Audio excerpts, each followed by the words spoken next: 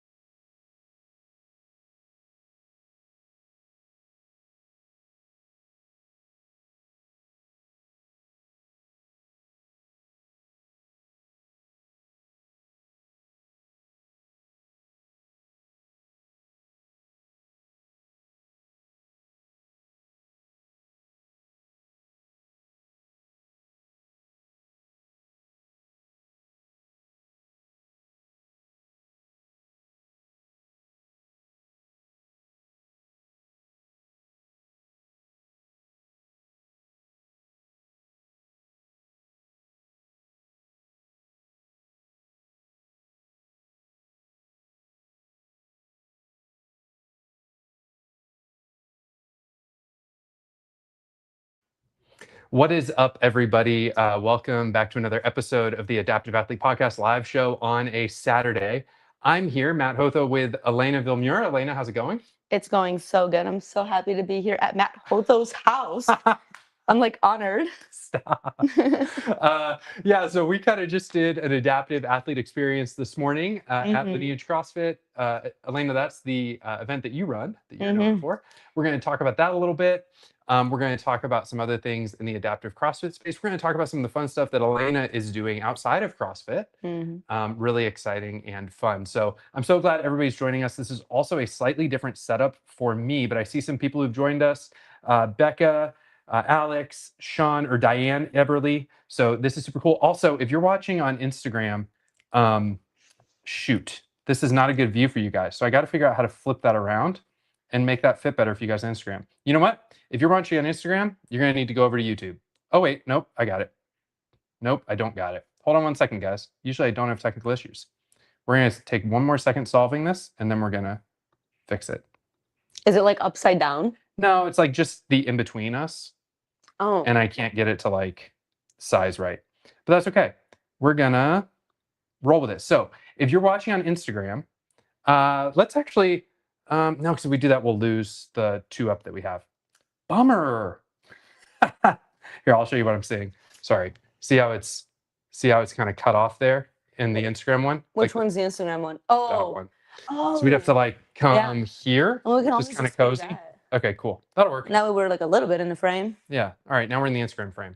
Okay, guys. Sorry about that. Usually I get these things going much quicker. Listen, so we're going to be talking with Elina, and all your questions that you have about her adaptive athlete experience, all that kind of stuff, post it in the comments, post it on Instagram. I'll be checking that regularly as we're talking.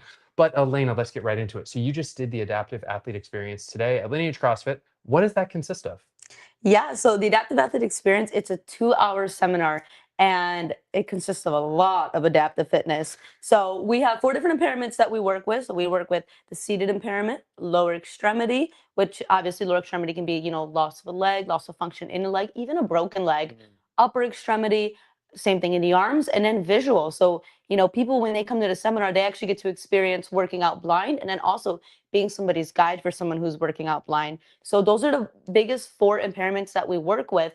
And then we work with the machines. So all your cardio machines, we have the rower, the skier, the echo bike. We even show a little bit with the Concept 2 bike.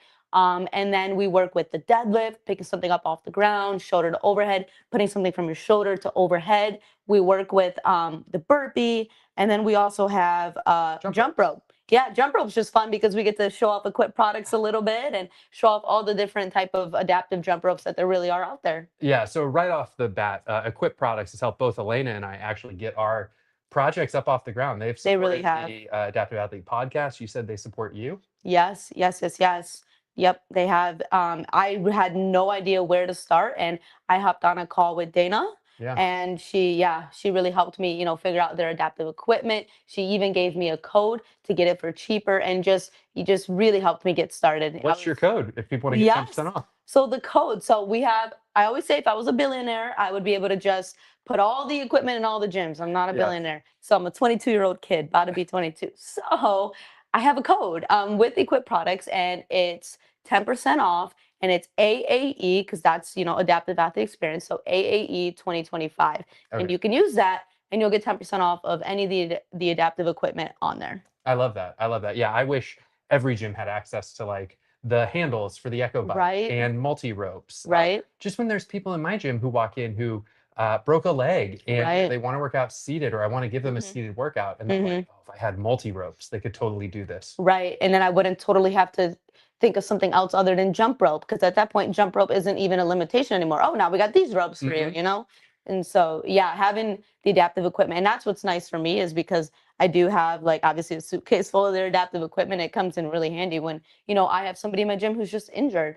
I had somebody who he torn his Achilles or something. It was, and so I had him seated multi-rope, so you don't even have to be like in a wheelchair to use them, which is so cool. That's true. I actually, when we did the one with the big rope, I've seen Jed, and you said Brandon uses them sometimes to kind of, throw over and back when you're seated, not like multi ropes, but a full like thick rope, but just about 6 feet long, maybe. I would say so. Yeah. It got me thinking, like, okay, wait a second. We do have some smaller ropes at our gym. What if we use those when athletes want a seated jump rope experience? To engage your shoulders and throw them over and that kind of thing. Kyle Harper, Roman. Kyle Harper and Roman are watching from South Africa, guys. Glad to have you on. Cool. Yeah, dude, they are. Roman is insane. He's in seated too. In Tom's division. And it's just wild this year. He was on the podcast a couple of weeks ago. And then Kyle's got CP like me on his left side. Just like we were talking about at lunch, how CP is different for everybody. So different, yes. Kyle has bar muscle ups, kipping bar muscle ups, ring muscle ups. Like, he works so hard to get these movements. And it's super cool to see what's possible, right? I don't look at him and go, oh, he's just less disabled than me. I go and look at him and go, wow, that's what's possible with my disability. Exactly. Like, wow, I could get there, absolutely. Yeah, that's so cool. Yeah.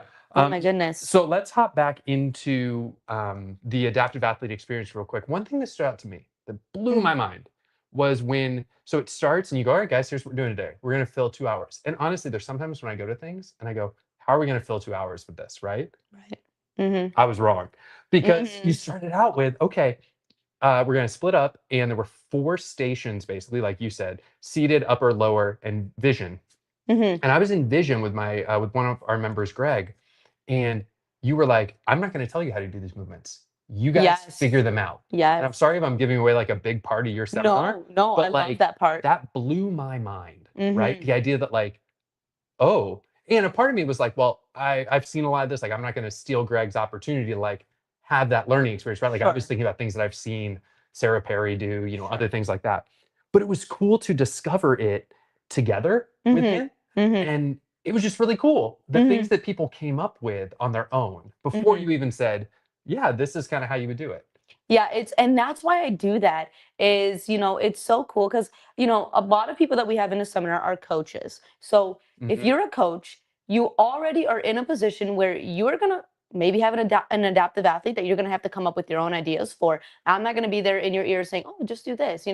Matt might not be there in your ear. Oh, just do this. Right. So what's really cool is putting them in, like throwing them in, and putting them in that position, and then to be able to collaborate. And also too, on my end, if someone has a really great idea and it works, boom, I just got a new idea now for the seminar, or, to help one of my athletes at home, or to give an idea, and so there's like, there's so many wins, so. I want to sit on one moment in particular that happened. It was one of our coaches, Kayla, who I think she buried the lead, but she's a level 3. She actually recently got her level 3. Yeah. And we're doing you were like, okay, come up with a burpee for seated. And when Greg and I were in that, I started thinking about, what I've seen in competitions, what I've seen Jed do, or what I've seen Tom do, where you do basically a knee burpee, Right. right? I was like, okay, that will work. But then Kayla came up with something different. And she basically did a floor transfer. And she was like, what if a floor transfer is a burpee? Talk about that for a second, because that was It was so so cool. cool. So first off, usually in my seminar, I don't see that. Like Kayla was so rare in that aspect where I have never seen somebody literally come up with that like right on point. It was that seated transfer was right on point. I don't think I've ever seen that. So that was just so cool. And I mean, is she also an OT? She's not. No, okay. But I mean, Leah was the OT. yes, but like that, it's still like I liked it because it looked like it was from like an OT lens, like the functional part of like, okay, a burpee is getting to the ground and back up. Okay, so my wheelchair user needs to get from their chair to the ground and then back into their chair. And so, today we had benches. We were doing it from the bench to the ground, back to the bench, and it was so cool how she came up with it so quick and just, I mean, she just knew it. It was awesome. Yeah. And you were leading with functional at the forefront, and that's what was awesome about that. Yeah, because I was again just going right back to competition of what does a competitive burpee look like for a seated athlete, and that's what you're on your knees. But when you really think about it, right? You teach when you do a CrossFit class with able-bodied elderly people, you teach them burpees because burpees are I've fallen and I can't get up. If you do a burpee, there's no I've fallen and I can't get up, right? 100%. And I think Brandon Mance has shared this on a podcast episode. He was like, learning floor transfers meant that I could fall and I could get back up. Imagine the Absolutely. fear of you've fallen out of your chair. How do you get back into it?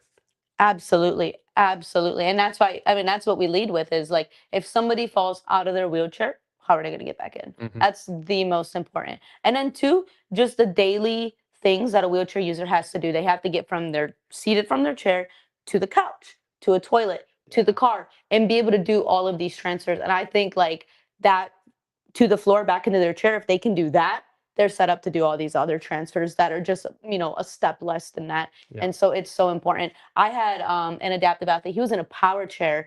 And when he first came to me, he was using, it's like a slide board to help transfer, from whatever to his chair or whatever. About 3 or 4 months into CrossFit, he actually stopped using that. Wow. He's like, I don't need that. And like that is just so cool. But I knew like that was something that he needed to work on. And I knew that's the most important thing that he does on a day-to-day basis. And so we, focused on that in the gym. And he was only coming to me like once or twice a week. And still a couple months later, he was able to totally kind of disregard that sliding board or whatever it's called. And it was cool. Yeah, I love that story because I bet there's people watching this now or later who are going to remember times when they walked into a CrossFit gym and couldn't do something, right? For me, it was getting winded running with my kids in the backyard. And then they've grown up now, they don't run a whole lot in the backyard, but to be able to run with them and not get winded was such a cool win for me because with my CP and fatigue, I would get winded really quickly and I didn't know how to prepare for it. And I know there's people watching right now who have gained so much from functional fitness. Oh, absolutely. I mean, even just in my daily life, like I can get to the ground and back up so much easier. I'm a bilateral amputee. I can like lift heavier things up off the ground so much better, safer and easier. But it's like what CrossFit says too. Like you're doing the things we all have to do uncommonly well. And so it's so cool to just see that shine, my adaptive athlete. He's doing the common. For him, the common is transferring now uncommonly well. He's able to do it, without that sliding board. And so, yeah. Yeah. Nat is watching as well from the UK. Nat does high rocks, which is super cool. Oh, super cool. I'm interested in trying one. Yeah. And like we were talking about lunch, she actually has CP and is in a wheelchair. Okay. So with the diplegic kind that's more in your legs. Yes. Yeah. So she's watching from the UK. Okay, from South Africa, UK. Yeah, I know. This is so cool, man. I know, right? That's so cool. Thank you. Thank you guys for joining. That's actually like so cool that everybody's like coming from different areas of the world. I know. It's wild. It's what's really cool about I think what I've gotten to do, but also why I'm so excited that we're getting to talk and finally meet is because we're both so many of us in the adaptive space are just doing our things in our own little corners of the world, trying to clean up the world a little bit. Sure. And so when we get together and see that like, oh man, we're making a difference. It's so cool. Like for me to see what you're doing and to have those aha moments during that seminar was like, this is really cool. If people are getting even just a smidge of what you're talking about and it's like sticking with them, they're going to be so much better when someone walks into their affiliate or their gym who has an injury or has a disability. Absolutely. And then, with the podcast, just shining the light on, all of the different things that that adaptive CrossFit is and that like the adaptive athletes are. It's so cool because, you look at the leaderboard and I see like, oh, there's this person. Oh, there's Amy Bream. I don't know, like, oh, who's that? I mean, she's actually very. Yeah, how do we not know who Amy Broom? Well, I'm just kidding. I'm everybody knows who teasing. she is. Yeah. But like, like somebody who's new, like wouldn't know, or like, oh, who's this Tom Miazza guy? Like, who is this guy? Like, who are these people, right? And then Right. all of a sudden, like, you have this podcast where you've done like episodes like with them, and like, oh, now you get to learn about these people's stories and like what they do and who I'm actually, who's actually on the leaderboard with me and who I'm competing against, and that's so cool. So Yeah. Jocelyn Casker's also watching, friend of the pod. yes. OG friend of the pod, episode Jocelyn. 1. And you were episode 2 Yes. of the podcast. Yes. Like, Oh my goodness. Back when we were trying to start this thing. That's so cool. Guys, if you go back and listen to Elena's episode, it's fantastic, but don't judge my audio qualities, okay? I was trying the best I could. I've gotten I also better. had like really crappy AirPods too. Mine was not any better. It was really good. And to think about that too, I think that was February or March of 2025. And you just started the Adaptive Athlete pod or the Yes. Adaptive Athlete Experience in 24, right? In that October of 24. Yeah. Yes. How's that been growing for you? Oh my goodness, it's actually it's been so cool. So I did the first Adaptive Athlete Experience October 2024. It was at my home gym, and I just thought it was gonna kind of be like a one-time thing. I was like, it's just gonna be like a one-time thing, just see how it goes, spread awareness, and then like the turnout was actually really good, and I was like, oh, like people actually care about this? Okay, maybe we'll keep doing it.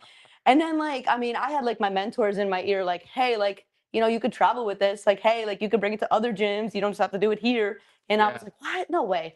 And yeah, so it's actually grown. And in 2025, we did 25 seminars. Whoa. And I was like, that's actually, it works out well. So in 2026, I'm like, I wonder how many we're going to be able to do. I want to surpass it at least by one. All right, so we're going to talk about this towards the end as well, but how can people find out about doing an adaptive athlete seminar at their affiliate or their gym? Yeah, well, if you're an affiliate, check your email. I probably already emailed you about it. But, that's one. That's fair. That's fair. But two, so we have our social media. So we have Adaptive Athlete Experience on Instagram and then Adaptive Elina on Instagram. You can also find those on Facebook, like the Adaptive Athlete Experiences on Facebook.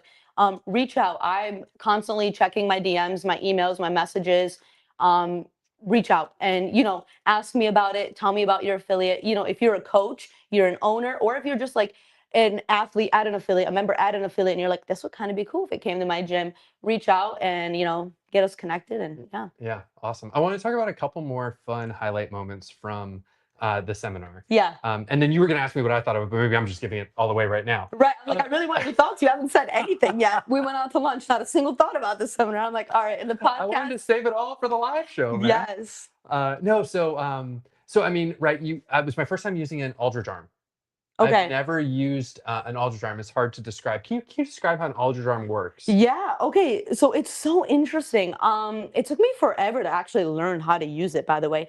But Logan Aldridge, he's a very common name. He did CrossFit. He was a part of the games. I think he even won the games a couple times. Yeah. And he's a one-arm athlete, and he came up with this arm to be able to lift heavier lifts. So like there's videos of him like PRing like over 400 pounds. Like it's insane with this arm. And so we use it in the seminar to show it off. And it literally adds that extra limb, that other arm that like you wouldn't have outside, obviously. And it's just so cool because, you can, of course, do a one-arm deadlift, finding a center at a bar and then lifting. Sure. But what's really cool is like this actually adds just more to that lift, that you wouldn't have. And so love showing it off. People always love using it. It's one of the highlights. And I mean, you used it. And what's so funny about Matt is it's your right side with the CP. And we put the Aldridge arm on his left side. So we had his left side impaired. Right. And I'm like, oh man, really setting him up here. But he actually did great with it. Thank you. But yeah, so. Yeah, it was more the one-legged stuff when I tried to just use my right leg to like do a deadlift in the lower version where I like would put my left leg back as a kickstand. I had a hard time deadlifting 55 pounds just leading with my right leg. Oh my goodness. And that whole posterior chain and everything like that. But it was still an amazing experience. The other thing that was really fun, and I think everybody loves this, right? When you see it at events, is the mono rope. Oh, it's a highlight. Yeah. Everybody loves the mono rope. And I mean, we've had people, I saw your gym owner, CrossFit gym owner, Lineage, Andy. Andy, he was able to get a two double unders back to back with on that mono rope. I don't know if you were able to catch that, but I was like, yes, Andy. And so like it's so cool because people who are pretty experienced in jump roping, they touch that mono rope and they try and they're like, whoa, this is weird, this is hard. They try it again and all of a sudden it clicks, because it's a lot like your regular jump rope, just the mechanics of like how your body composure should be. Only difference is you've got one arm instead of two. And so Andy, though, yeah, he was able to pull out some double unders. And when we see that in the seminar, that's pretty cool. Yeah, that is cool. That is cool. I will say, I felt like the rope was a little on the shorter side. For you, it was, because he was so close to double unders with it too. But yes, for you, yes, it was on the shorter side. Yeah. Well, it's because I've seen Victor do them so much. And I was at Sea Dog once when Victor was coaching another athlete on how to do the swoop in with it, where you kind of, what you do is when you swoop the rope, then you have that tension already when you come around the top versus trying to like just do a big kind of over from the top. When you swoop in, you kind of get a little bit more momentum on it. And anyways, I was trying that and it would work. Then I would hit my head or I would feel the rope kind of like brushing my hair a little much. So I kind of like crouch down and try to be like a little ball doing like double unders. We see a lot of, I know what I need to do is, because they're both like the same height. So what I need to do is get a longer rope for one of them and then keep the other one shorter. That way, because right now there's like two shorter ones. I need to do that. It's a ton of fun though. It's, oh my goodness, so much fun. So it's so fun to watch people do it. Yeah, I got another moment for you from it, but first, Tina from the UK is asking you if you'll ever take a seminar to the UK. Oh my goodness, I would love to. Absolutely, 1000%, Tina. We just did our first like international seminar, which for me, I live in Michigan, so. You went to Canada? Yeah, I went to Canada. It's like a couple-hour drive to Canada, but hey, still international. So absolutely though, I would love to go to the UK and do this seminar, and that's the goal. Is like we've hit. I mean. Gosh, we've at least now hit 10 states with this seminar, which is so cool. And, one day to see all 50 states would be so amazing. And then to see like the UK and see just like that part of the world would be so cool. One other thing I loved about the experience was it truly was, especially in that beginning part of, discover how to do these movements on your own. It reminded me that CrossFit is infinitely scalable and adaptable. Absolutely. And that as long as you're getting the stimulus that we're looking for, there are a couple of different ways that you can do something, right? Seated deadlifts as side carries into your lap versus, more of a hinge at the hip. But then that 6-foot rope, when you were a lower extremity athlete, how many people were trying to actually do jump ropes with it until they realized that, oh, wait, what if I just swing it forward to back, back to forward, and then I'm still using my shoulders and getting that engagement there. Yeah, yes, everything. One thing, it's so funny about that thicker rope, because we have it in the lower extremity, and people think like lower extremity is just loss of one leg, but technically I'm lower extremity and I'm a bilateral amputee. Yeah. So it's so vague, it's so great. But what we see people do with that, there's like thick, like, I mean, it's heavy, this rope. It's like a climbing rope. Yes, they're jump roping with one leg with it. And I'm like, oh my goodness. I'm like, you don't have to do all that. Like, that's so impressive, but you don't got to do all that. And so it is funny to watch that. But what Matt is saying, like, about the stimulus and scalable, all of it is. Like, I mean, I really can't think of an individual that's like been into my gym or that I've seen in CrossFit where I was like, this person shouldn't be doing CrossFit. Like that's just not a thing. It's all of it is scalable to some degree. And even this seminar, like, we tell gyms, you might never have an actual like adaptive athlete come into your gym, like who has a disability, but you're going to have athletes who get injured. You are going to have, your 55 and over population. You're going to have that come into your gym that you're going to have to scale for, modify, adapt for. And so having these tools just even for those people, for that population is great too. Yep. Christina Mazzullo, friend of the pod, is watching upper 2-point athlete. Christina, I think your gym, CrossFit Tar Heel, I believe, in North Carolina, would probably benefit a lot from an experience like this. I know you're an adaptive athlete and you've got great coaching at your gym, so that would be super cool as well. Another part of the class or the experience is, right, we all try figuring them out on our own. Then you go around, and by the way, you're a phenomenal coach just in describing movement and helping people understand what you need them to do. You're welcome. And you're very quick to also say, like, like in our warm up, you had us do inchworms and air squats. And quickly you just pointed to someone and said, this person's going to show you an air squat. And then you just like, without missing a beat, just go, sometimes you have to do that. If you're an adaptive athlete yourself, you get really comfortable at describing movements that you can't do and picking somebody out to do them. And modeling that was really cool. Absolutely. That was the big, so when I first started coaching CrossFit, that was my biggest like thing was, oh man, like how am I going to show a deadlift, you know, like with all the proper points of performance, or a squat with all the proper points of performance, or double unders, or how am I? And but you learn the coaches at your gym, you learn the athletes and the members at your gym, and you learn very quickly like what this person can do very well and maybe what they can't, and you can use them and spotlight them to show the movement. And it's cool. I never have, and maybe because I'm an adaptive athlete and they're like, they don't want to like be like mean, but I've never had anybody be like, I don't want to do that. I don't want to show. Like they love to show. They're like, yeah, you know, I can like, do that. Yeah, like you know, it's kind of like, oh, I get to show off my squat. I get to show off my deadlift a little bit, and so that part's really cool. But as a coach, that was the first biggest thing I had to learn was like how to, you know, I'm gonna show what I'm good at, and then I'm gonna take what these, you know, what anybody else in the class is good at, and have them show that movement. And it works really well. Yeah, it does. And you're right. I mean, it makes people, it gets them excited. I remember before I would coach a class, I'd have to go and find an athlete and tell them, hey, during the warm up, I'm going to need you to demo this, like a bar muscle up. And they'd be like, oh, really? And I'm like, yeah, I know you can do it. Go ahead and warm up, you know?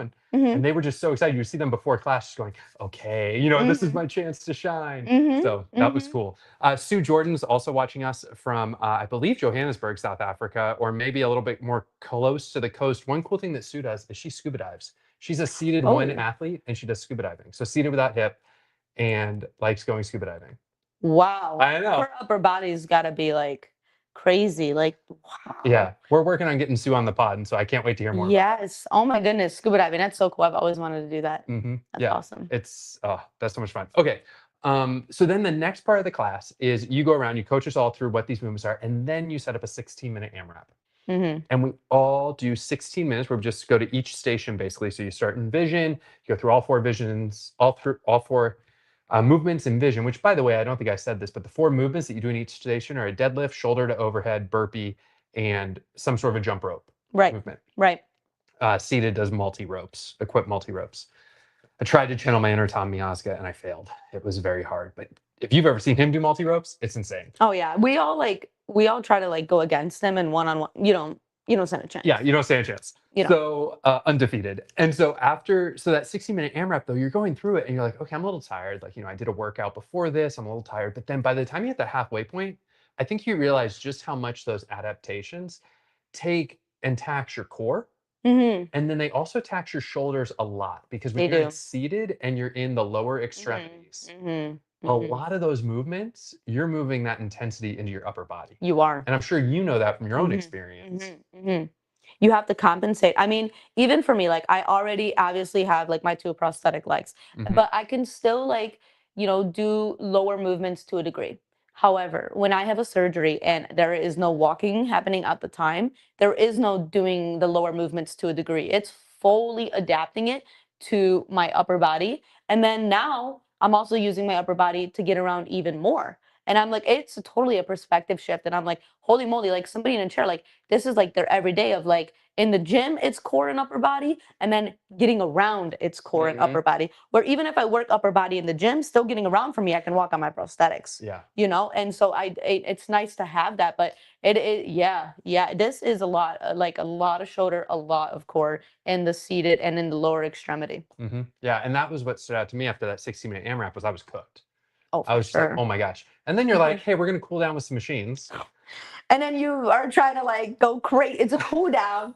And him and Andy, owner of the gym, they're like 1v1 on the machines going crazy. Well, and I'm like, so this is no longer a cool down for you two. That's true. That's true. No, so I think every time I get on an Echo bike, I'm reminded of the 2025 games where we had a minute to do max cows on an Echo bike. Oh my goodness. And I'd have to look it up, but I'm pretty sure Tom got 30 cows on the Echo bike in a minute with just his arms.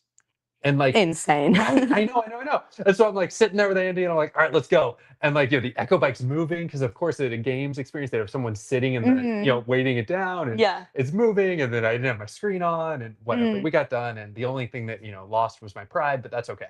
Right. It was still a ton of fun. But you do those so that we can then see when you're using machines. Here's how you modify them for the individual um, impairments, right? So like you had us get into our rowers with our eyes closed to start off with. Yes. So with blind, the biggest thing, I mean, honestly, adaptive, anyways, the biggest thing is like for me has always been transitions. So like when I used to like, when I go up to do kipping pull-ups, I would have to take my leg off because sometimes it would fall off while I'm kipping. I'm like, Yeah. I don't want that to happen. So, but it takes me an extra 10 seconds to take the leg off and then an extra 10 seconds to put it back on. And so, and in visual, that shows up the biggest just because you aren't relying on your own vision. You're relying on literally everything else around you to tell you where you are in space, and so obviously that's going to take more time. And so I had everybody, what we do in the seminar is we have them get on the machine but with their eyes closed. And for some people it takes them almost all, I saw it took you almost all 30 seconds. Like it does. Yes, I'm throwing Matt under the bus and it took you the whole 30 seconds. It did. But like it does though. It's so common and it's just to show that I'm like, yeah, it might take you all 30 seconds, and that's kind of the point. You might not even be able to actually row blind. So That's right. That's right. So we do all that, and then you have a sit down, and we get to share our feedback and what we learned from the experience. And I won't share what people in our community share because I think there were some really personal things that were shared, but just enough to say that like that experience touched people and changed them. It did. We watched it. Yeah. It absolutely did. Some of the conversation at the end was great, and it was a reminder of why we do it. Like why, because sometimes you do, get burnt out, or sometimes you have a group that wasn't very into it, and I'm like, oh man, and sometimes you get those feelings, but then like today was another like reminder of like, oh, like this is the why, and like some of the stories at the end, and just some, we had an OT student who wants to just go help people, and she was like, wow, I learned so much, and like just things like that, and I'm like, this is the why. Yeah, 100%.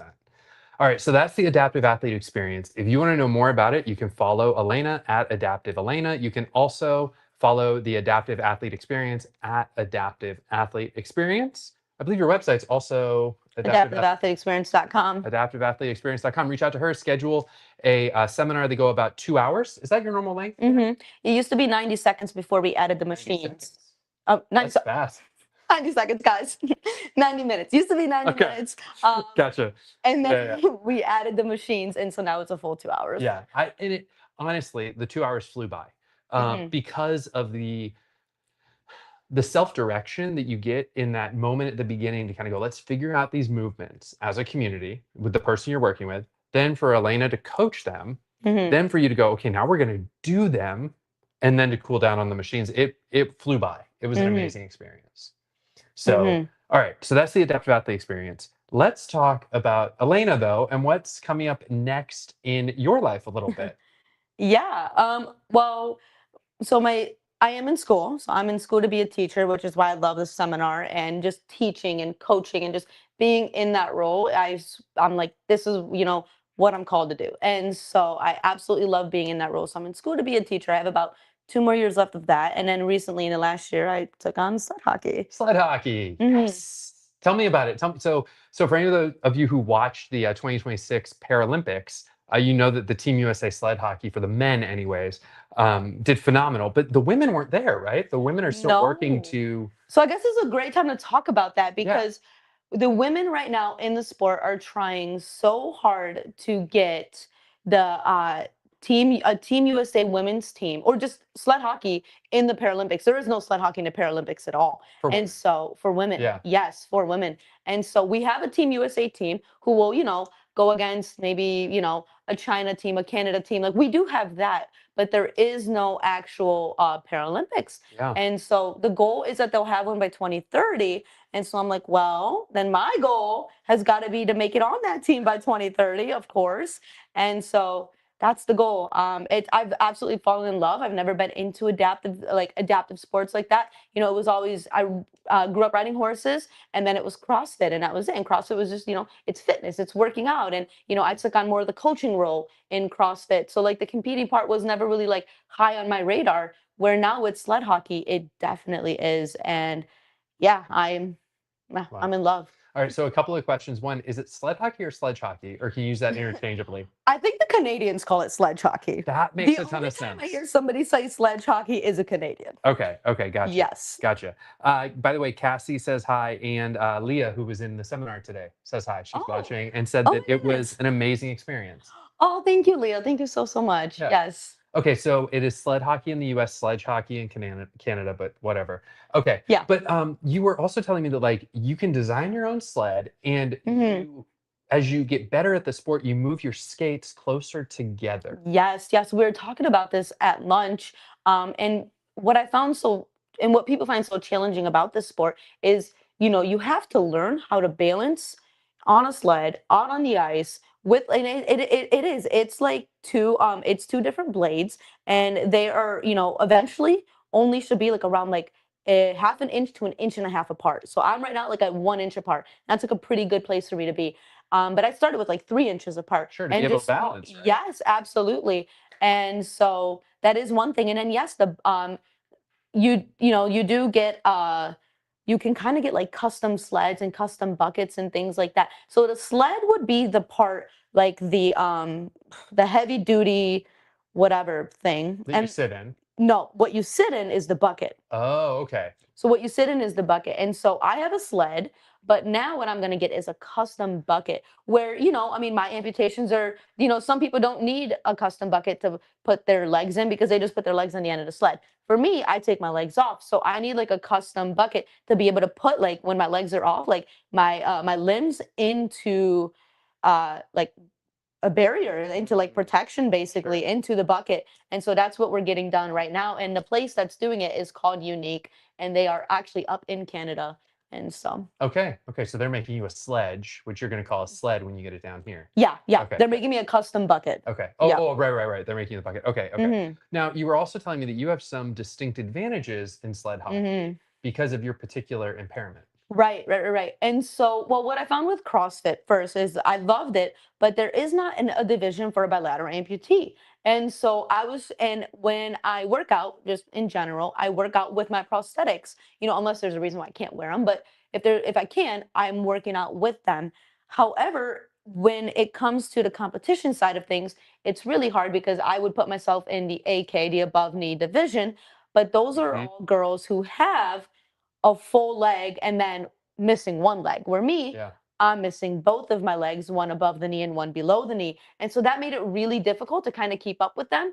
And I didn't want to go to the I could go to the seated division.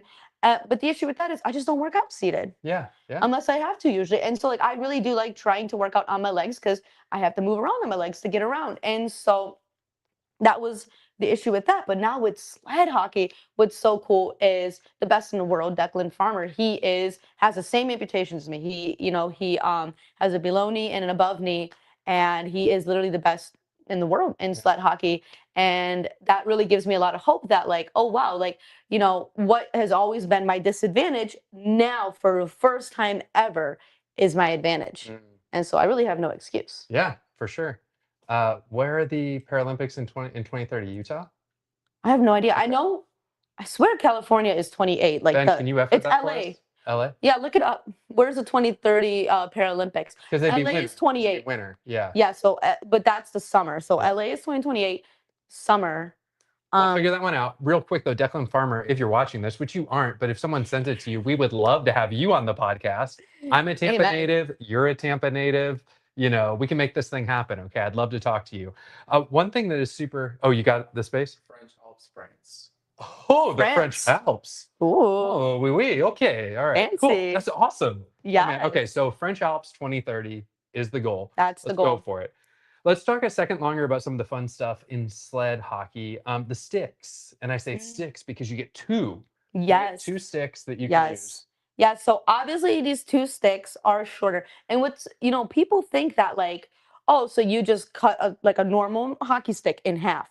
No, they are made already. Like Okay. these shorter sticks are made like that. They're not like we didn't just take a. You can, I guess, but like really, like people aren't really doing that. But anyway, so yeah, these sticks. So what they have picks on one end to help dig through the ice and get around on the ice, and on the other end is like your regular hockey. You have like the blade to be able to hit and shoot and pass and do all the things with. So Okay. And so you would do something like you have to learn probably how to transition quickly from I'm picking, I'm moving, I'm moving. Now I've got it's a so puck, I've hard. got to dribble or control with one arm, Mm-hmm. and then still pick with my other arm, right? It's been so that is definitely like the hardest thing about that sport versus like actually figuring out like how do you balance on 1 inch blades or Sure. but then two is like yeah like how do I get around on the ice but then also try to like maneuver a puck with me like it's a lot of coordination and a lot Mhm. of back and forth and eventually it does become muscle memory though and for me it's finally starting to kind of like Awesome. and I'm like that's so cool it's a good feeling. That is a good feeling. And you also wear a full face mask Oh yeah. because you're so close to the ice, right? We have to, yeah. So some sled hockey players they're allowed to just wear like it's just like I don't know where it's not your Oh, full like a face. visor. Okay. Yeah, I've seen not sled. So like standing players, Yeah. some standing players are allowed to do that. Sled, you're not allowed to do that. You have to have the full. Yeah, because you're so close to all the Oh, I've already action. gotten hit so many times. With just ice spray? No, with by the puck, it's just right in the Oh my mask. gosh. Yes, so many times, Okay. and I never have once seen it coming. Wow. Wow. So I'm very glad that they make us do that. Yeah, yeah. Well, that is, I mean, that's just really exciting. I'm excited to kind of follow that journey Mm-hmm. with you. Again, if you want to follow Elena, it's Adaptive Elena, and you can follow her journey as she tries to make it onto a sled hockey team that might go to the French Alps in 2030. There's a lot of might ifs there. I know I've been working a lot Mm-hmm. in the para sport area, just a little bit to kind of know that a lot of it is what ifs, right? You do the work, whether Mm-hmm. it's behind the scenes or your actual physical work of being an athlete, with the hopes that it all comes together and Mm-hmm. that you're able to make it happen. Yes, So, absolutely. yeah, cool. Was there Yeah. anything else you want to make sure people know about related to the seminar or things going on in your life? I don't think so. I just want to say thank you to everybody who's joined in and continue listening to Matt's podcast, the Adaptive Athlete Podcast. It's just so cool to hear just all the stories of, the different adaptive athletes. Again, like I said, like that you see on the leaderboard, but you might not know anything else other than that's just a name on the leaderboard. And so it's just like so cool. And yeah, and if you want to book the Adaptive Athlete Experience, the goal is to get 26 seminars or more in 2026. I haven't even counted how many we've gotten so far. Okay. But you can email us at adaptiveathleteexperience@gmail.com. You can, go to our website, go to the Instagram, any of it I'm responsive to. And yeah. Awesome. So for all of our friends in the UK, Tina, especially, reach out to Elena. There's a Mhm. huge adaptive community in the UK. I don't know if there's adaptive trainers in the UK. I know there's some adaptive like the Matt Hambo Foundation, which kind of does PT for athletes with injuries, but I don't think there's specific anything like the adaptive athlete Mhm. experience happening in Mhm. the UK right now, which would be super cool. Also, Kyle King just joined us for a second. Kyle and his brother Lance. Lance has autism and competes in the intellectual division without chromosomal conditions. Mhm. Mhm. Kyle, you can let me know in the chat if Lance just lifted also at the Special Olympics, but they had powerlifting, the Mm. Special Olympics Mhm. powerlifting, and Oh, that's Kyle so was cool. posting photos from that. I know Lance will sometimes do lifts there. Just super cool to see all the ways our community comes together to Mhm. do fitness, to get their stories out there, that kind of thing. Oh, it's so cool. And we just need more and more and more of it. I don't think there can ever be enough community, enough fitness, enough sport. It's so cool just for the adaptive world. Like what it I've always said like I'm so blessed to be alive at this time missing my legs. Yes, yes, I wouldn't want yes. to be alive 100 years ago missing my legs. Well, Like that might be a little different. But I'm so blessed like at this time to. yeah, even like 20 years ago, like I think Nigel Barber was telling me that like when he got his injury, which was in like the late 90s, I think, he was like, it felt so lonely. And I was Mhm. like, growing up with CP, it felt lonely at times. Mhm. And there was something that shifted around like 2012, 2014, and now it's just accelerated where we're Mhm. fine. We're not alone. Those of us with Mhm. disabilities, those of us who thought we were just had to fit in, and we still do fit in, but we also have friends now that we can really just be like, oh, you deal with this too, Mhm. right? And get to Mhm. talk about Yeah. that with them It's as so well. cool. Yeah. Well, thank you, Elena. Thanks so much for being here. Our Yes. lawn guy is starting in the front yard, so I think that's the sign that this It's a good episode needs to. sign. And this episode is brought to you by Matt Demoy Lawn Service. No. So what do I want to tell you guys? Sorry, that just distracted me real quick. Kyle, no, Wisconsin is only sending one male and one female. Lance wasn't selected. Okay. Well, you won't get to see Lance at the Special Olympics for powerlifting, but nevertheless, if you do want to follow Lance and Kyle's story, it's super cool. Lance is Sir Lancelot King. He's an amazing athlete. His brother's an amazing human who also helps Lance just achieve his dreams. And it's really cool to watch that relationship happen in real time. Jordan Cabrita is saying he's free if anybody wants to work out with him, I think, is what that message is. So if you want to work out with Jordy, hit him up.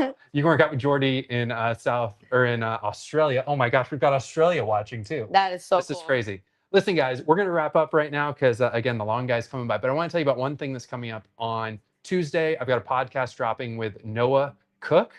Noah's amazing. His handle is at nono.c.money. And I thought about him today when I was doing the vision part of the workout because he was born with glaucoma I was and just, lost his vision. yes, oh my goodness, I was just messaging with his mom. Okay. Yes, this is so cool. Oh Yeah, my They goodness. have their own affiliate. Yes, Can't remember what it's they called. were interested in the adaptive athlete experience. Hey, let's go. Yep, It all comes yep, full yep. circle. It really does. Oh That's my awesome. goodness. I will have to tune in with Noah then because she was telling me about Noah. So, Yeah. okay. So his episode will drop Tuesday at 7 a.m. probably. But Noah is just hilarious. It's one of the funniest conversations I've had. Oh my He's goodness. he's got such a great sense of humor, especially as someone who grew up sighted, but quickly knew he was going to lose his sight and then lost it, and has now basically been living life completely blind, not like Wow. semi-blind, but like Mhm. completely blind. Mhm. He does music. He's got a great sense of humor. He looks a lot like Dave Castro, which is pretty funny. I think that's awesome, and I can't wait till they meet in San Jose. And yeah, that's all. That's all I got for you guys. Guys, thanks so much for supporting this podcast, for watching this, for being a part of this community that I'm starting, that Elena's starting, that we're just trying to grow awareness of adaptive athletics so that if you know somebody, whether it's one of your kids or someone in your community or you yourself are an adaptive athlete, you don't have to feel alone. We're here. Absolutely. There's a community here for you. So with that, I'm Matt Hotho, And I'm Elina. and we'll see you guys next time. Bye. Boop. Boop. Boop.